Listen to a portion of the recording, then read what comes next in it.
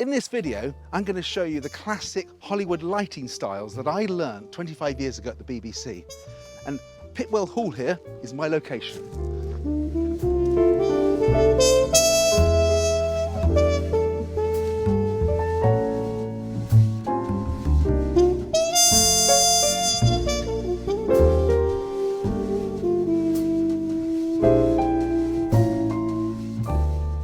Welcome to the dining room at Pitwell Hall. It's a fantastic location.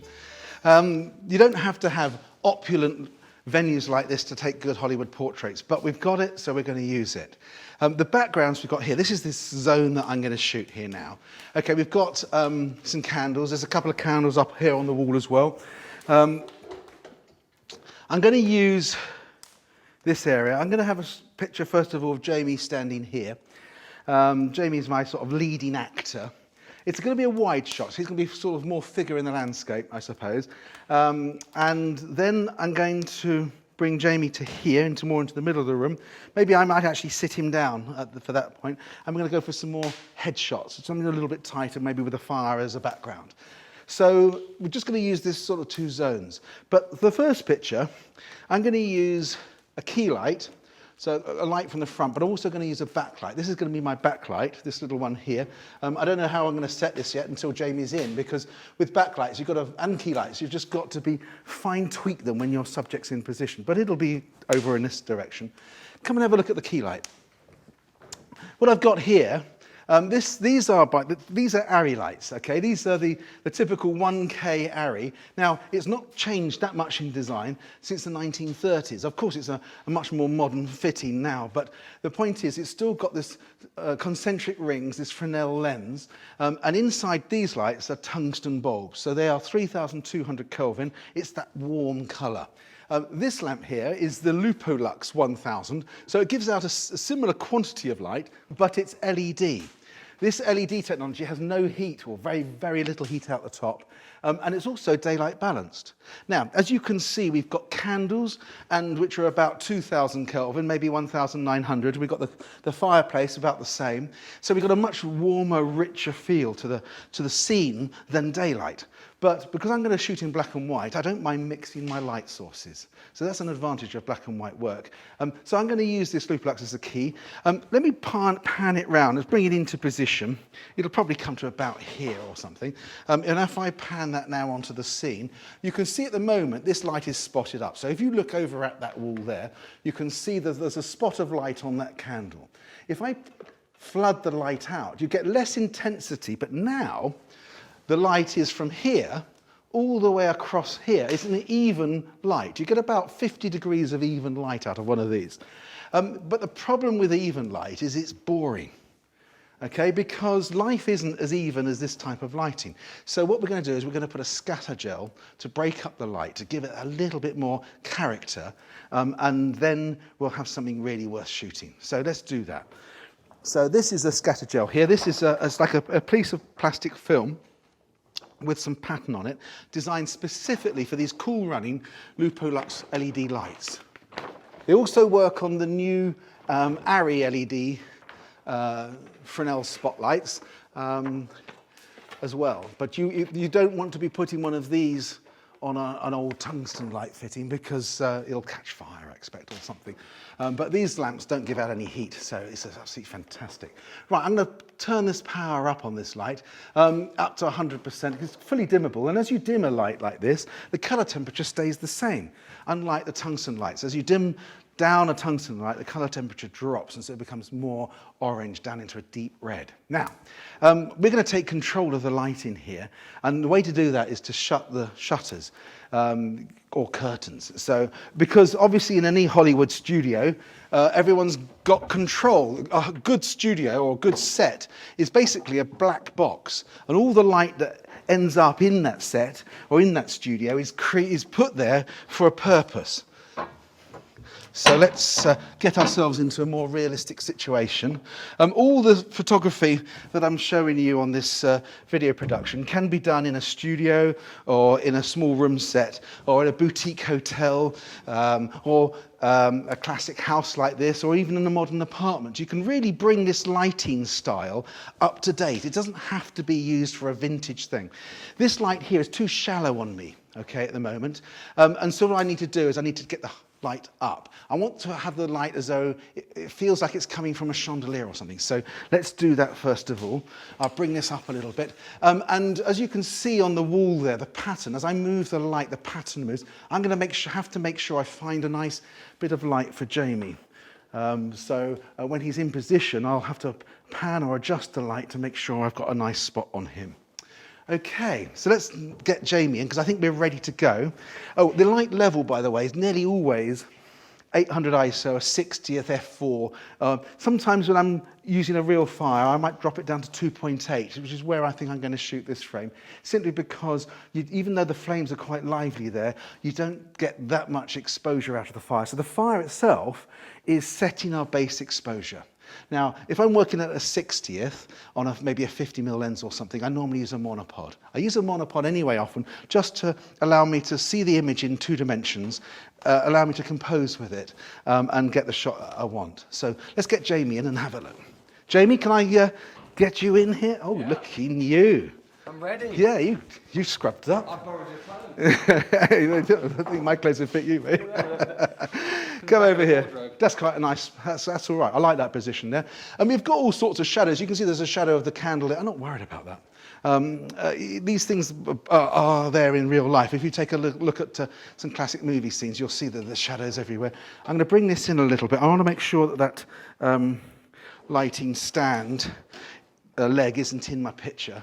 But I need to find the light on you. That's on you, isn't it? Right there, bang. Perfect. Where else is this light going? Let's have a think about this. It's hitting this area over here and down here. It's not doing too much harm on the floor. This area here on the floor here is coming from that light. I can sort of see and work that out. But here's a top tip. If you want to know where the light is landing on something like this, just put your finger on the floor. And you can see the direction and angle of the light. So you know exactly where it's coming from. Okay, let's pop this into position. Oh, look at that, fantastic. As long as I keep this out of shot. I want to try and get those candles in the edge of my shot, so I might bring that back a little bit. So the more I bring this way, the more this light becomes a kicker. Now a kicker just hits the side of Jamie's face and kicks forward, as opposed to a backlight, which just provides a bit of rim light. So that'll act as a bit of a kicker for me. I reckon we're good to go. Get the camera. The camera I'm using here is the Fuji X Pro 1. It's got a kit zoom lens on the front, and on the front of that zoom lens, attached to the zoom, is a filter. Now this filter is a Tiffin Black Pro Mist. It has the effect of creating a little bit of diffusion, and so we get some halation from the candles and things. It'll give it a very filmic look. Okay, so what I need to do now is just get myself set up, work out where I'm going to take the picture from. I like to work with an LCD screen with 2 dimensions. I know that a lot of photographers love SLRs, but actually sometimes converting a 3-dimensional scene into 2 dimensions just by having a viewfinder like this really helps with composition, makes things easier. And I'm all for easy, so let's do that. I know I need to come back slightly on this. This is set to 18mm. I'm also going to drop down a little bit. I like to keep the uprights upright in my scene. I don't want to have to use Photoshop to do that. So I'll keep the back of the camera upright. So I'm looking down to Jamie's feet, up to Jamie's face. That'll work fine there. I'm just using my eyes, just looking at Jamie now. I can see where he is at the moment. The key light isn't quite on him, and the backlight's just clobbering his nose. So what I'm going to do is adjust this key light and bring your face this way a little bit to there. So that sorts the backlight out, and then I'm going to just move that to there. And that sorts this bit out, just to there, like that. Some lovely light in your eyes. Perfect, brilliant, that's nice. Yeah, love that. Okay, so let's just use your eyes to see the last little elements in the picture. I reckon that's looking fantastic. Everything about that I love. So I'm just going to move my focus zone across. I've got my settings. Let's have a look. Where am I? 60th, 2.8, 800. The important thing here is that on this analog scale on the back of the camera, the camera is suggesting that I'm going to take a picture. And it's going to be minus a stop exposure. So the camera would increase the exposure by a stop on where it is. But I quite like it to be dark and moody because this is what we've got here. We've got ourselves a sort of a bit of an evening scene. Let's have a look at this. Perfect.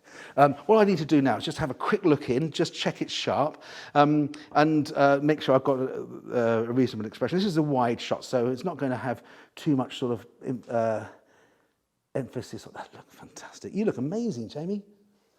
Straight off the silver screen, mate. Yeah, that's lovely. Okay, so that's the first picture. I'm happy with that. I don't need to take a second frame because the first one was fine. But Jamie is very much just part of a scene. You know, the scene is much bigger than the star in this picture. We need to make Jamie the star. So what we're going to do now is I'm going to bring a chair in, bring him away from the background, let the background just sort of push a little bit out of focus. And so the background is less significant than Jamie. So let's do that. So I'll just switch that. I'll leave that on. That's fine. There's a chair over here. Now, up till now, what we've done is we've used, for that first picture, two lights, a key light and a kick light. But the key light had a second purpose. The key light was lighting both Jamie and the background. What we're going to do now is let this light here just light the background. And I don't really want the background to be as bright as it is. So I'm going to turn that down on the dimmer to about 40%. Jamie, come and have a seat. Let me, this throne here, let's put it that way around and I can get a little bit of backlighting onto you there. And so now I've got the background is lit. This light here will work well on Jamie as a backlight to about there. Because Jamie's sitting down, I bring the light down, you know? We want to keep some elevation to the light, but we don't have to make it too steep. If a backlight is too steep, it'll scoot down the front of that suit and make it look like a rag. So we don't want to do that. We want to make sure we keep the clothes looking fantastic. That's a good position, but we need one more light, and there's one, just happens to be here. This is a really useful key light. So we can have a wide letterbox, or we can have a vertical letterbox, or we can take it down and have a small letterbox, or even a square. But this is fine. I just want to get a little bit of key light into here, but I don't want to be lighting the background. So that's perfect. So if you look at this scene here, if I wanted to, let's say, light this bit of chair here, I would use the controlling doors here, this one here, just to do that. Open that out, and that chair's lit. Do you see how that works? Perfect. So I have a little bit of that there. Great. I get the camera, and we're good to go. Okay, Jamie. Bring it to here. That's nice. Love that. If I come into there, I'm going to get a bit of fireplace in the background. Stick with the vertical. I like that, actually. If I shoot from above, it makes you less significant, less powerful, makes me all powerful, Jamie. So that's what I'm going to do, mate. I'm going to make you a bit more vulnerable. I like that. That's it. Low it straight into camera. Nice, strong, powerful look. Yeah, love it. Perfect. Excellent. Right, let's do a horizontal picture. The fire's still glowing away there. Once I've focused on here, I don't have to worry about it if I'm using the back button because Jamie's not moving, I'm not moving, and that's just a really nice shot. Won't do one more. So take that a little bit wider to there. Yeah, that's it. Now, if I want to get a little bit more strength into my leading actor, I'm going to shoot from below the eye line. So I'm going to come on down because that way we get a bit more dominance, a bit more power. So you become a man of power here, okay? So let's get on down. I'm down on my knees for you, mate. I'll just move that to there. Got to choose my background carefully here. I'm going to come bring the candle that side of you. Just twist your upper body around a little bit to there. That's it there. Yeah. Lean forward a little bit more. Yeah, that's it. That'll work well. So I've got that there. I'm going to not have the hands in the bottom of the frame. I'm going to go into here. Focus, reframe, shoot. And I have a beautiful, beautiful portrait of a very dapper man. Great. Come on, let's go and see what else we can do.